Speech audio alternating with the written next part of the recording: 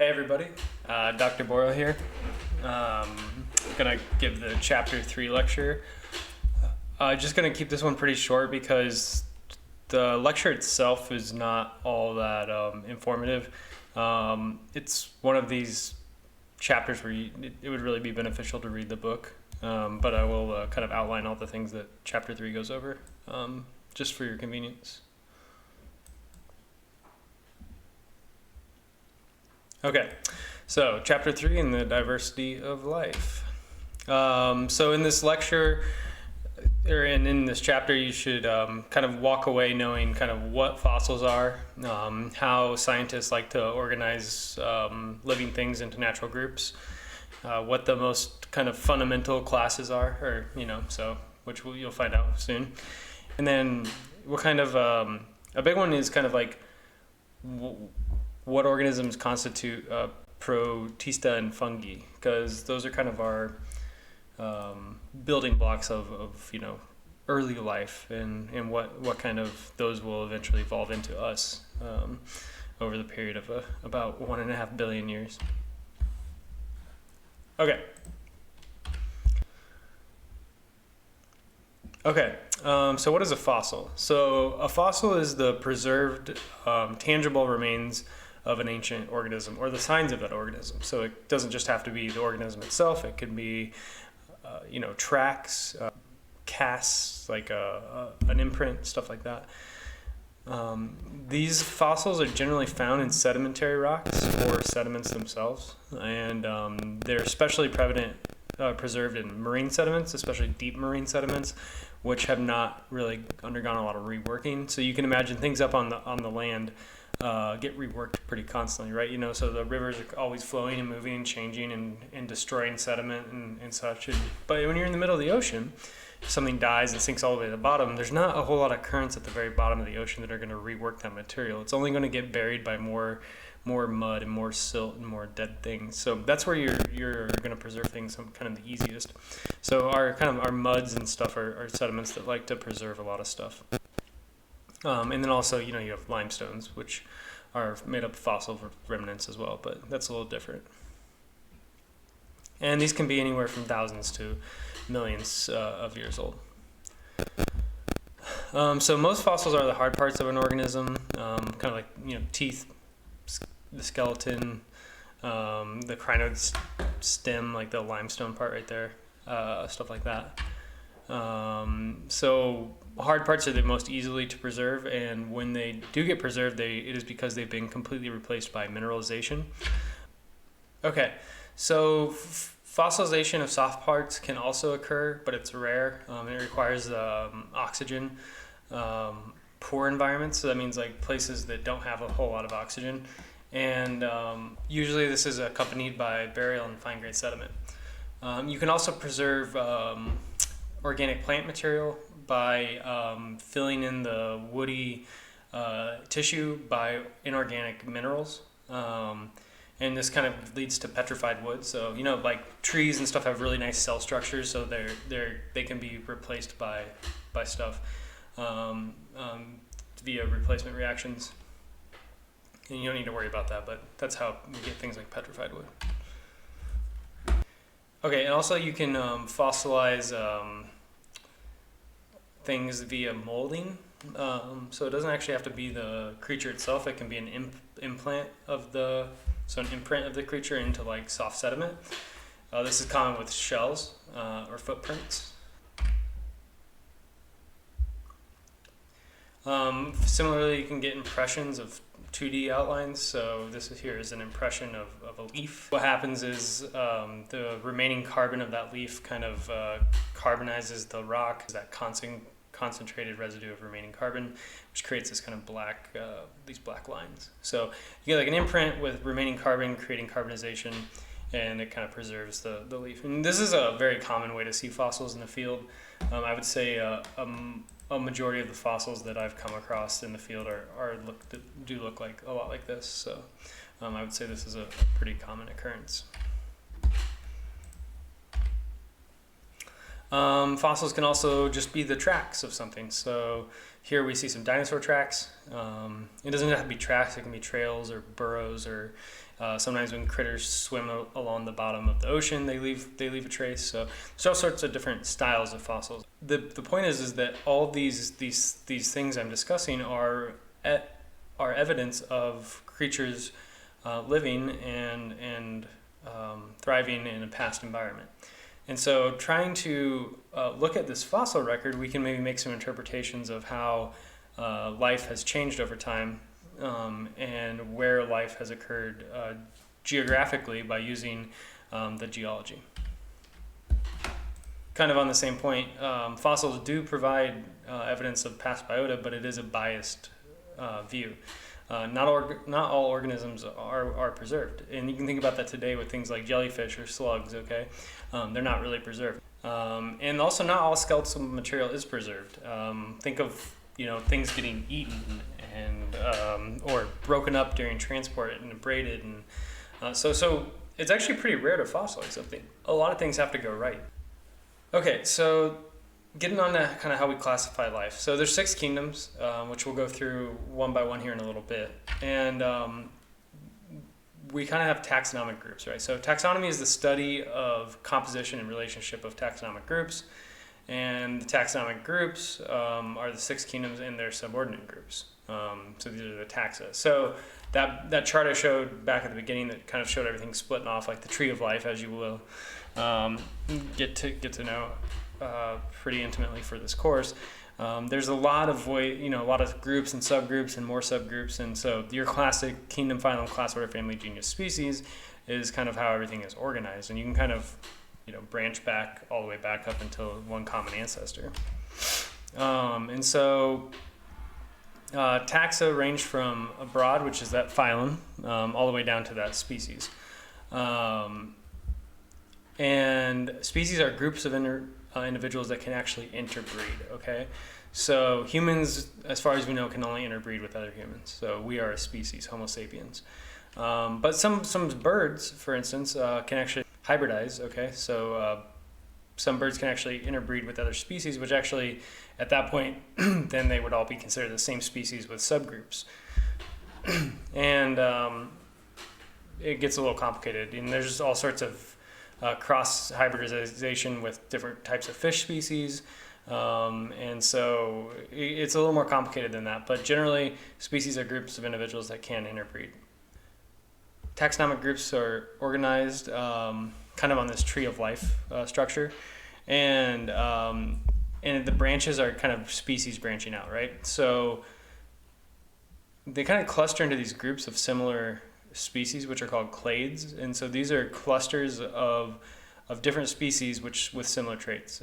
It's kind of equivalent to a taxa, and then genera are smaller clusters. So with time, biological differences develop due to small genetic mutations, right? So we might start off with a common ancestor here in group A, which then branches off into B, and then B branches off down here, and then eventually creates a new species that is quite vastly different from what everything else is in this grouping, because all these other ones group kind of stayed similar through, or lost less of the traits that define everything in this big group A.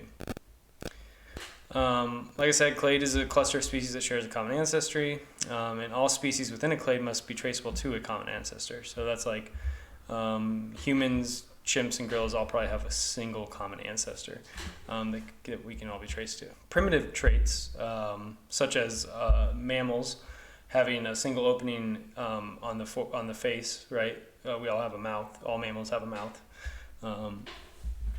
Those appear early on in evolutionary history. And then derived traits kind of evolve later, such as jaws, lungs, claws, nails, feathers, fur, mammary glands, etc. This is an example of the horse ancestry. And so for the last 55 million years, all different types of horses can be traced all the way back to a single common ancestor. And all members of the modern horse family belong to Equus and originated in North America. Okay, so even though there was all these different varieties horses kind of took throughout the time period, and they all have a single common ancestor, and today they look a very certain way. And we know this because of a really robust, abundant fossil record. Okay, so that's kind of wraps up taxonomic groups. Now let's get into each individual kingdom here. Okay, so I'll start with the prokaryotes. Remember, these are bacteria, archaeobacteria and eubacteria. And so bacteria gain nutrition in basically three main ways. They either photosynthesize, they chemosynthesize, or they consume other material. And the oldest bacteria are at least 3 billion years old. They may even go back to 3.5, 3.8 billion years old, based off some calculations. So these are the first organisms on the planet. And they're very simple. Archaeobacteria, these are kind of what we call ancient bacteria. They really only exist today in a really limited set of conditions, but they can tolerate really extreme conditions. They can tolerate super high temperatures, like in hot springs, low or no oxygen environments, acidic conditions, saline conditions. So these are what we'd consider extremophiles. Okay, they like to live in really extreme areas. Eubacteria is divided by structure of cell walls. And one of the more famous eubacteria is cyanobacteria, which is this blue-green algae. It's photosynthetic, it's spherical and filamentous and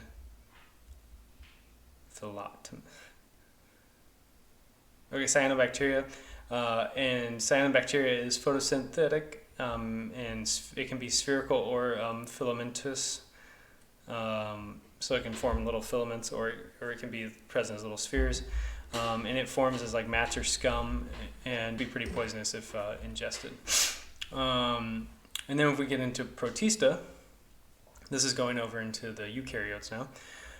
Protista exist of many single-celled organisms. Some are simple multicellular organisms, and this includes algae and seaweed.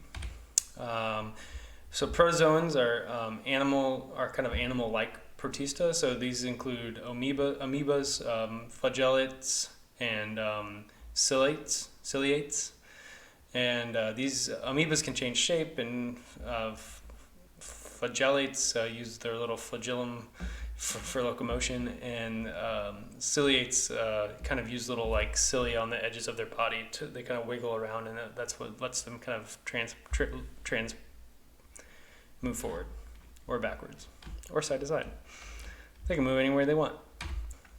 Protista can be unicellular algae, so these are plant-like protista, so there's a bunch of different types. So protista are important because they produce a lot of food. They also are pretty much our source of oil. So when these die and the organic material inside their bodies gets trapped and they fall to the bottom of the ocean, and they pile up in big piles, and they get buried and then cooked. Those carbon hydrogen bonds inside their body turn into to oils and natural gases. So yeah, oil is not from dinosaurs. So these dinoflagellates, they actually have two flagella for locomotion. They drift mostly. They're armored, and they're fossilized as these little circular armored bodies. But again, there's organic material in there that can be, if not broken down, can be derived as a fuel source later on. Then there's diatoms, and so these are again we're still in the protista group. Diatoms have a two-part skeleton where the halves fit together. They can occur in freshwater and marine environments, and this is kind of most of our plankton. If these accumulate in large quantities, they're made out of silica, instead of calcium carbonate. So these accumulate in large quantities. They can produce chert, but they also produce something called diatomaceous earth. And you may have heard of diatomaceous earth, or sometimes it's just DE powder. People use it for pest treatments. So this is your diatomaceous earth. And the way they work is all these little points on them, they're sharp, right? So they have all these little sharp points. And when these come in contact with an insect's shell, it actually breaks the the aquaphobic barrier on the shell, and then the insects dry out and die. And so that's kind of how these function. There's more protista here. So these are all calcareous protista, so nanoplankton. And they're the small little spherical shells, and they look pretty funky. But you can see these little things are armored, little sheets of armor. And so these overlapping plates of calcium carbonate protect the interior organism. And these accumulations produce chalk. And so chalk gets used on the sidewalk. Chalk gets used on your hands when you're if you rock climb or something like that. Yeah, okay, moving on. You can also get multicellular protista. So there's multicellular types of algae. And most kinds of these will kind of attach to the seafloor, like in the pictures here on the left, but some will actually drift around. Some of these red-green algae will actually secrete calcium carbonate shells to protect themselves, and you'll get kind of these hard-shelled, kind of like algal-looking things in the ocean. So continuing on with protista. There's another type called forams. These are foraminifera.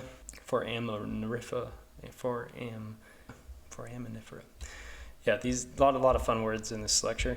They change so often and they're so widespread that we can use different types of forams as relative dating for relative dating techniques. There's also protozoa.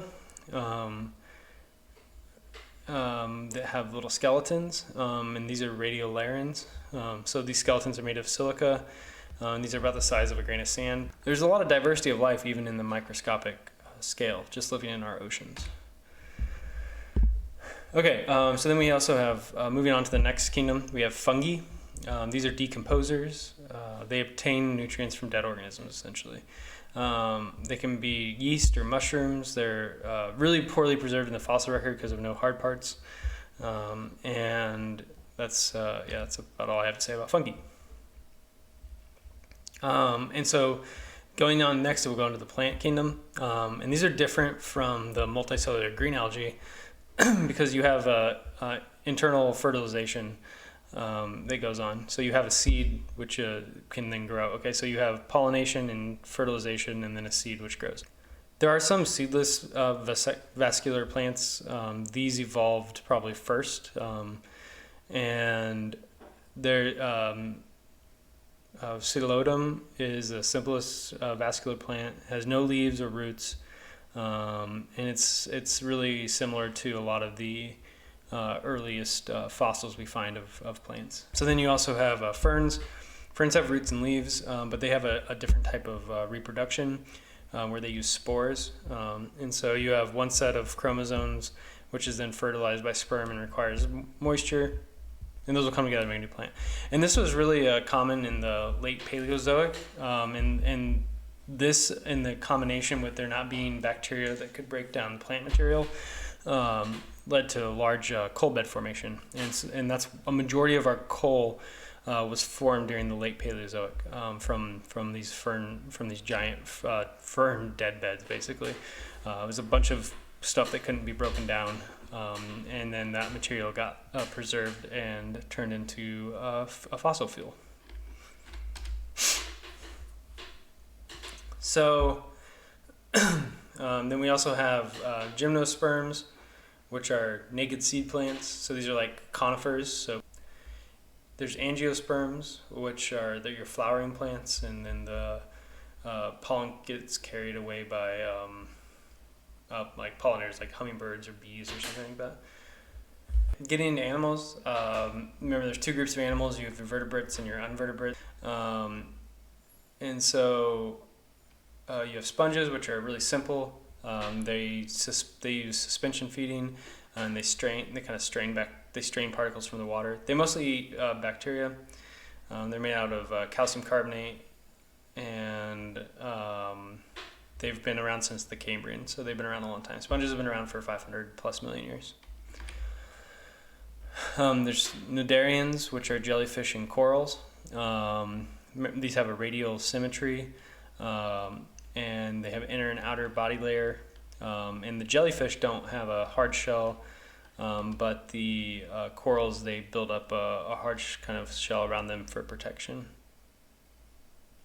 And the interesting thing about corals and jellyfish is that they use tentacles to catch their prey, and these tentacles have little stinging cells in them and can be pretty deadly, actually. And then there's mollusks, which are your bivalves, your cephalopods, and your snails or your gastropods. And these have been around since the Cambrian. Okay, gastropods are kind of your snails.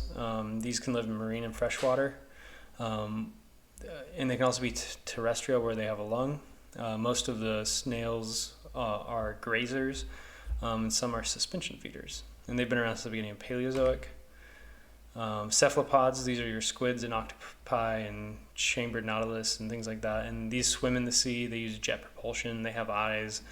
They're carnivores. They're active predators. And they catch things with their tentacles and eat it with a strong kind of crushing beak. And then bivalves, these are clams, mussels, oysters, and scallops. And this is a shell that is divided into two halves. It has no real head. Mollusks pull the shell, mussels kind of hold the shell together, and they're suspension feeders mostly. And then you have protozoan invertebrates. And so protozoan invertebrates, these are like segmented worms. These are a fluid-filled column. Column is just the inner part of the body, where all the organs are housed. And then each segment of this worm is its own kind of coulamic cavity, and it can expand and contract for movement. So humans are basically, giant worms with heads and feet and arms. I mean, if you think about it, we're just one big tube as well. We got an in and out, and it's all to support the brain, right? So then we got brachiopods. These are shells divided into two valves, and so they pump water through their bodies, and they strain the food out. Then you have bryozoans. They live in large colonies. They're closely related to brachiopods, but they're a little bit more simplistic, and they basically they're lophophore. Their little tentacles, these little guys, these little tentacles, their lophophore kind of extend from their body to feed, and they have a calcified skeleton, kind of how they grow. And then next are the arthropods. So the arthropods are all insects, crabs, spiders, lobsters, trilobites.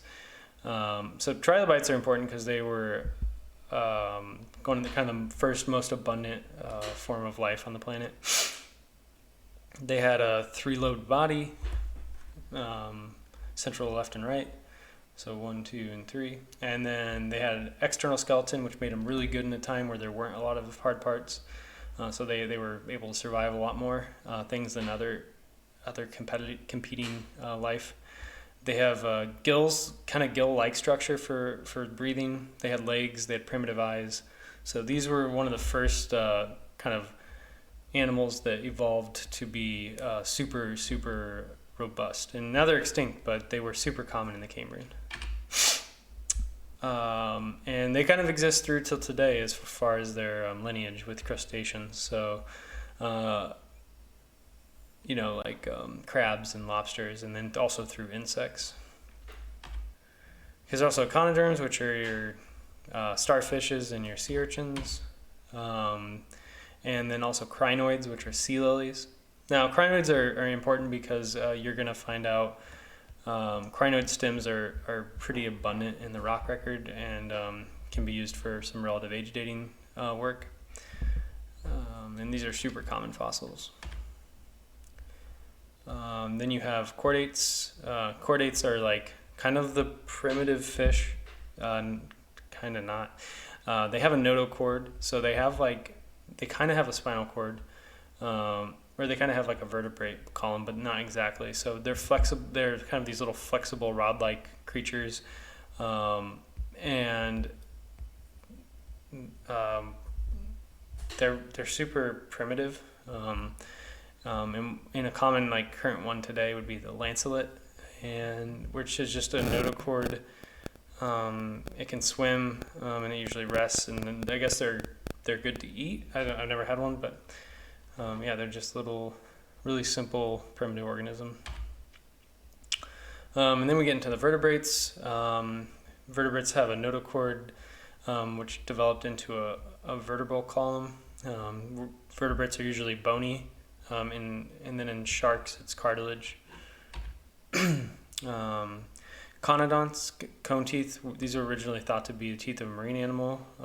They were later determined to be eel-like fish and a vertebrate.